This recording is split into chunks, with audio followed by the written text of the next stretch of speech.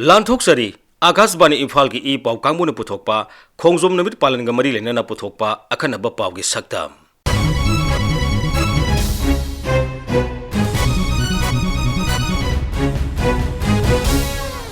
English Singama Sanipan Marbudra Mathoida Thokiba Anglo Manipuri War Aduda Mama Leba ki damak lepkiba ikhoi athoba sing aduba ikai khumnaba utuna ngasi Khongjom namit palan tawkhrai Palan thoram asigi mapung aiba thoram Thobal jila gi Khongjom da leiba Khongjom War Memorial Complex ta pangthokhi thoram gi saruk ama oina Mukhya Mantri Nongthomam Birena lusingduna athoba gi khubamda leisu katuna ikai khumnaba utkhi masiga loinana Khongjom Turelda miyamna tarpon katkhi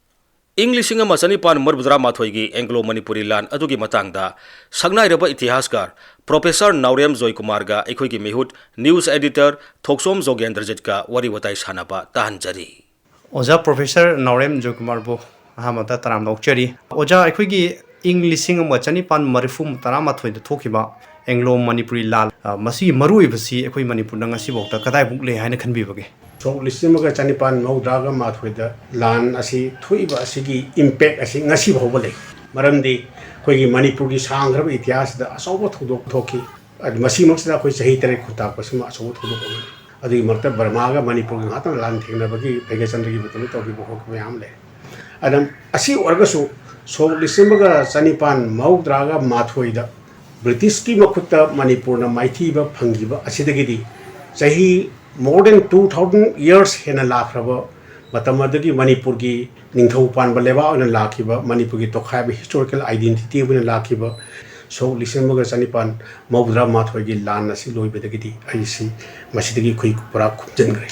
khoi so lisenmaga chamapan ga nifuga mapan da bharot ta punjri da sahi am khaki tangkak am khak tang de akoina sangkaina mayam de basi maning makha tamba phangbani haina hai adu madugi legality or posakhrabdi leragasu matamadu akoi Manipur gi masai constitution ga leijadna Manipur gi tokhaiba administrative identity ama lapagi room khara leiragasu so hi chanipa samapan ga nifu ga mapan gi august ki october gi tang 3 da bharat pungi badagi koi bharat ki part amina lehi bisna mara borga matam san lehiba adu ma sovereignty adu mati pura manghi bani adu masigi relevancy ase masi ngasi fawdu masi leiyena idi se lawse Anglo Manipuri Lalista Tuan Tuan Banfam Mayam Sonakre Tamurum the Gi Lakiba British Kalamga Kugi Manipuri Athobusinga Sunakiba Lanfamasi Matang accident Hibi Hoi Akwegi Tasena I must hijacking among the Ainubapam Taming Kaginotum the Manipur ga British ka Lan Tenariba Asi the Quaiki Hena immediate cause Havatari Masigi Tashen Badi Obadi Akui so Lisibaga Chanipan Maudragi Kunungi Lalhoda Sai Surchandragi Matakta Koi Jogendrajit Adikulachandra Hogi Masana Moy Masana Nipani Mari Mari group Oinabadi Hariba Asina Lan Hogiba Asina Masigi immediate factor as it way. And Masigi Lan Sika the Widom to British na Akogi Magi Ohum Masida the Lansi on a large scale in a Taribo Lansi Hector Money Porsi Loction the Yadi Havagi with that intent in Taribasi Karigunu Havasi Ayamba historians in the Kupnamase a Denedri the Kale. Maramdi Yan Hanboina Manipurga British Lainava Marisi so Lissingamaga Satet Humpugani to the Masigi Marisi later Masida with a massive offensive and a defensive alliance and Haraga Manipurgi Basagi of a security problem for Lapadagidi, Koi British East Indian Company Mari Leragadi Manipurgi security Maru in Barmagi Akogi Dagilapa Akiva Pongbayam Kudong Tivus and Kanmanga when they Taja Vasiki. Adobo Badugi Sandi Tonaragas of Tabu and the Pantapungam Gite. Adi Matan de Sahitere Kutapala so December Sanipan Trama Pandagi Sai Kuntur. Haribo Solis and Pan Kunda to the Treaty of Yanda Bubum Swite, sign is it on a Badagidi. Basiki sign Asina Pectaramu or Gaqueda Kara confusion of Posakaji later about the Kogi Manipuri Togi Posan.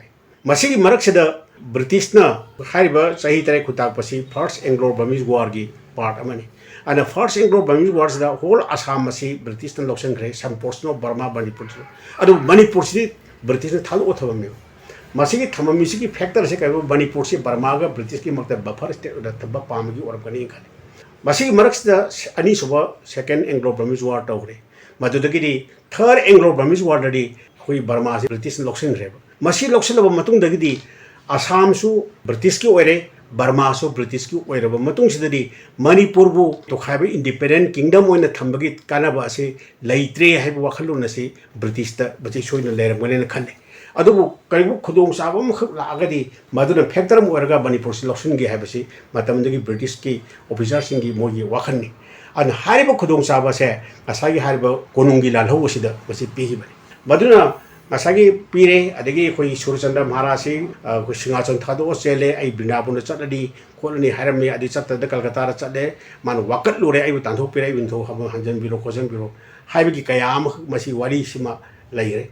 madugi matungina asangwi chakamsa kuitan se laga karigoma technology je pharaga puni ne college da bun tho heladi technology te puno se technology sinmani ana technology phani haina tawbus ne ngamna da badagi di akoi ahingi lana ma tawnare lanthi tawbada akoi British ngasi sargar tawre adigi akoi gi karigoma sandhi ma tawsi haina tawbus da masagi miyangi mok am lakbadagi di sipai manga se hane akoi gi quintan jawn masina factor mu obadagi di Manipur si loksan da ba yadre haibagi wakhan sidais da asai magi hum dagi lai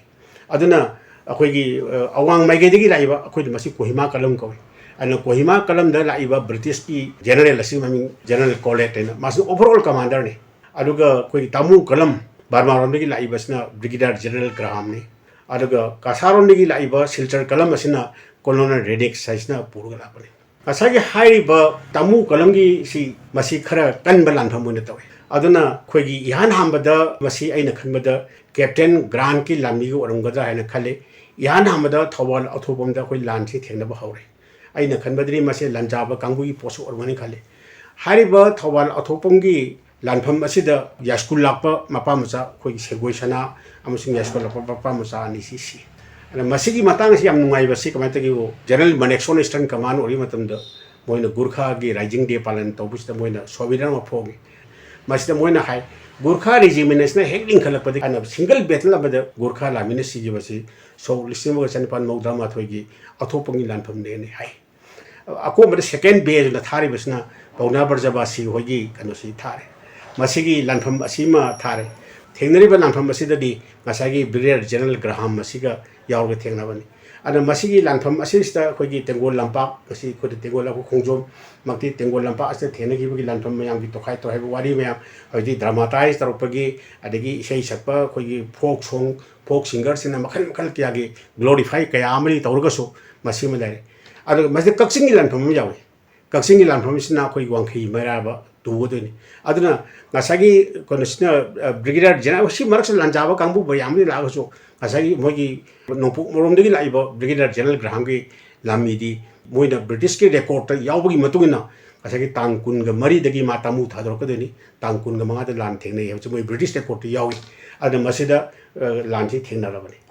aduna ngasagi haiba langsida asagi mayam ngasi di khogi pauna barjaba sigi Khongjom gi lan gi adugi lan gi haina badi bayam haina ragaso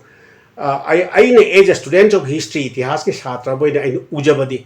hariba lanpham sing asina khoigi sai mayang khangi lanpham si overall commander ni adigi si punam asina khoigi Manipur gi marai bak asi lephi badati Manipur gi marai bak lephi ba habiti April gi tangkun ga taris da colonel Renis ki maningom gi lapa lammi na konung da ayukta khoi Kangla da khoi Union Jack asi khet ki bloge da khoigi pakhang bi pa phiran si jingdagi bani basina khoigi Manipur gi kanu soi aduna masai Khongjom gi lana si da di khoi ga sai hariba si da khoi glorify tor ko ko tam da bayam di yaure khoigi paunagi heroic oiba po adigi bu khwaigi noi bamna haiba Khongjom lana si da kanana khoigi Manipur gi lami sigi makok no haiba si khoi tasengri khangdi adubu masagi lan si lor matung da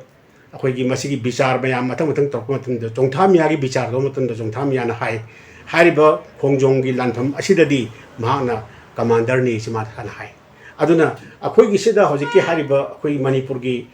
chali ba sipai singi khoi lani singi marak sida legi ba system asida kari gu makhara khoigi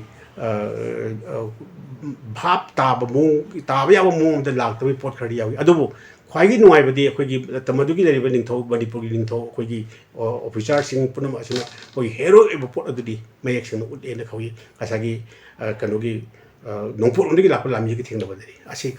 अरोइबजदी ओजा भारत सरकार ना अखोगी अंडमान निकोबार लेबा mount Harriet पो mount Manipur हाइना जुमिंग थोनख्रे मसिगा लोइना अखोगी Manipur सरकार ना Andaman and Nicobar दा इंग लिसिंग अमा चनिपान मरिफु माथोइगी एंग्लो मणिपुर लानुदा लोई थाखिबा अखोगी अतोबो कुलुंदोइगी ममिंग माथा येक्तना मखोइबु इकाय खुंदो उनबा थोरांगसु फाइगरख्रे हाइरिबा सरकारी खुंथांग असि इतिहासकार अमोइना करम हाइना यिंगबिबगे यस मणिपुर की इतिहास मरुइन अवांग नको भारत की इतिहास असे for the last so many years असे इंडिया की इतिहास की सिलेबस तंग यारुक्ति अदुना बसी हाइरोगदे हाचे परहैप्स आइबु कनोम से लॉर्म याय मरमदी मेनलैंड इंडिया द लेरिबा कांगबु सिंग असिना बसी इंडिया हाइबसे India is constituted only by two groups of people. One is called Dravidians, another one is called Aryans. The Aryans have a campus, Dravidian have a campus, India is Habani, have a city, Wakalon as the basis of Orga. Nasi, India whole history is the Awanopo Bharati history since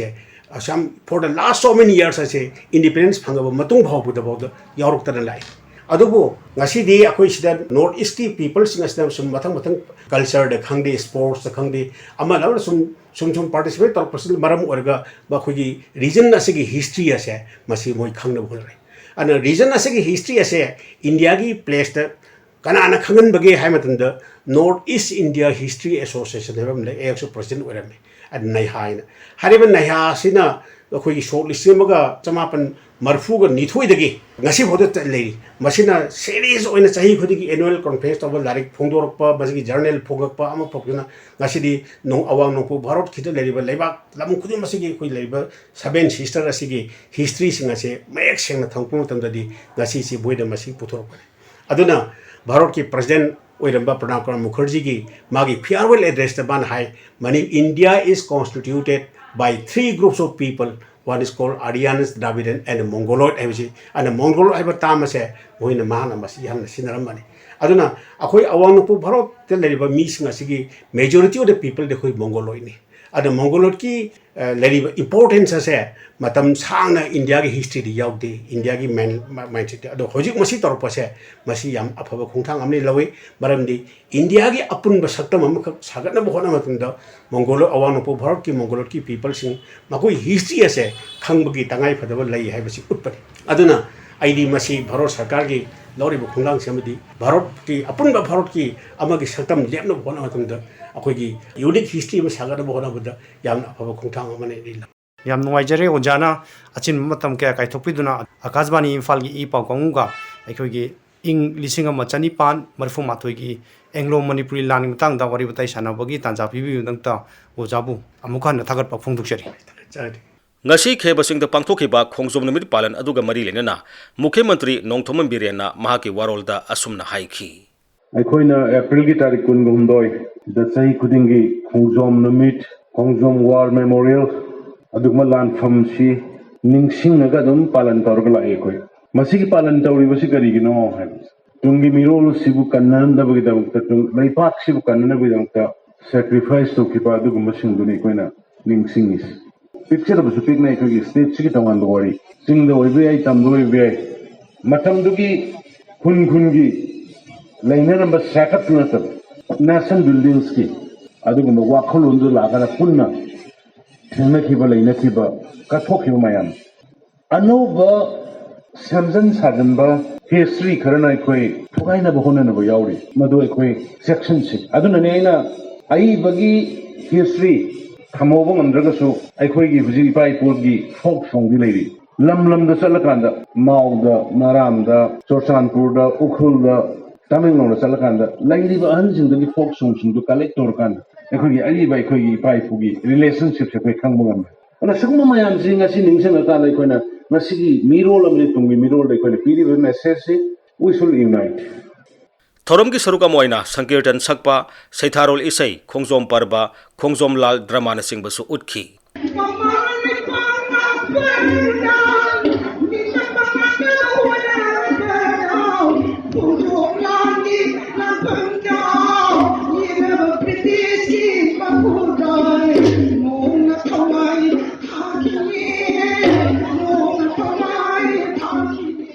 Matang asida Akashbani Imphal Khongjom numit palan ga mari lenana puthokpa akhanaba pawge saktam loijare thoromasigi aiba Thokchom Jogendrajit thorom puthokpa gin Gangte lijakhiba Maibam Dwijamani